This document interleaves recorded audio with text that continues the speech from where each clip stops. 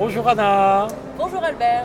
ravi de vous recevoir sur le stand de JPRS Mag. Merci. Alors, vous venez ici pour nous présenter quelque chose de très sympa. J'ai quelque chose avec moi que vous m'avez apporté. Ouais. Alors, je vous le montre. C'est marqué « Moi aussi, je soutiens Respiration ». Respiration, c'est un hackathon.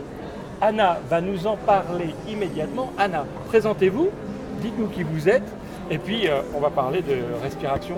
Qu'est-ce qu'on y fait là-bas? Qu'est-ce qu'on va découvrir? Alors donc moi je m'appelle Anna, je suis directeur de projet sur Respiration depuis quelques temps maintenant. Donc Respiration c'est un concept nouveau qui a maintenant 3 ans, c'est la 3e édition. En fait Respiration c'est un événement qui a été créé par des associations de malades et des associations de médecins qui se sont réunis avec la volonté commune d'apporter sur le marché des nouvelles solutions digitales et de faire parler des maladies respiratoires. Et donc le concept est né il y a 3 ans. Donc sur la base. Donc c'est que respiratoire, c'est pour ça que c'est respire. Ouais, hein. c'est que du respiratoire. Alors on traite toutes les maladies respiratoires qui vont de l'asthme, la BPCO, l'apnée du sommeil, le cancer du poumon, les maladies rares respiratoires. Et en fait, c'est l'ensemble de ces pathologies qu'on traite pour apporter des solutions aux patients, aux médecins, dans la prise en charge, dans l'accompagnement du patient, etc. Et donc c'est un concept qui est né presque ici en fait, qui est né à l'initiative de médecins, de patients qui se sont fédérés autour de cet événement qui s'appelle Respiration. Et donc le concept c'est que pendant 1 an on communique énormément autour des maladies respiratoires. On se déplace beaucoup en congrès, on va dans les CHU, on va rencontrer les équipes, on va rencontrer les malades et on essaye de fédérer un maximum de personnes avec un point culminant qui est le hackathon. Donc un hackathon c'est la contraction de hacker et de marathon. Et en fait, c'est un week-end d'innovation pendant lequel Il y a un groupe. Alors, avant, vous avez quand même, avant de parler de ce hackathon, où on sait que c'est un truc intense pendant un week-end, Ouais. Il y a des personnes qui proposent des projets, c'est ça? C'est ça. Alors en fait, on a un appel à projets donc, qui a été clôturé. On a sélectionné les projets pendant les JPRS d'ailleurs il y a 2 jours. Donc là, on aura 20 projets cette année. Donc les 20 projets? Ouais, 20 projets. Avec des problématiques super variées. Je vous en dirai un peu plus tard parce que là Oui. on doit annoncer les résultats. Bien donc, sûr, bien voilà. sûr. Donc on a 20 porteurs de projets qui viendront à Respiration et donc qui arrivent le vendredi soir, qui doivent pitcher en 2 minutes la problématique qu'ils veulent traiter et la solution à laquelle ils ont commencé à imaginer. Et en fait, pendant cette soirée, on va créer des équipes, donc avec des patients, des médecins, des geeks, des informaticiens, des développeurs, des gens qui sont dans la Donc, technique, toutes dans la les technologie. personnes qui ont de l'expérience et des connaissances dans un domaine vont se réunir C'est ça. pour se fédérer et avoir une certaine synergie. C'est ça, en fait, on pense que un projet se construit à plusieurs et que la co-construction, c'est la base de la diversité de tous les profils qui sont dans ces projets-là. Et on aboutit à des projets fabuleux en 48 heures. En fait, on est en mode projet pendant 48 heures, donc parfois il y en a qui dorment pas, qui travaillent toute la nuit, qui font des siestes, qui reviennent, qui rebossent, qui rechangent tout. Et en 48 heures, on aboutit à des projets déjà super bien travaillés. Et donc on a des exemples là pendant les JPRS, vous avez rencontré C'est ça, Joe, c'est vous avez qu'on a, rencontré Maïko. on a quand même deux ambassadrices Ouais. qui sont ici, qui sont au village Startup.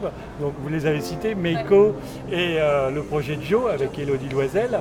Ce sont des beaux projets C'est des aujourd'hui. beaux projets. Et alors, Puisque c'est des projets qui c'est sont des projets développés à Respiration.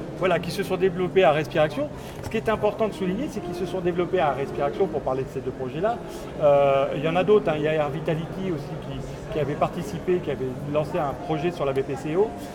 Mais ces 2 projets-là sont présents aujourd'hui au JPRS et surtout ils sont en phase de commercialisation puisque Meiko a lancé le mois dernier un crowdfunding et a déjà vendu des produits pour les enfants asthmatiques.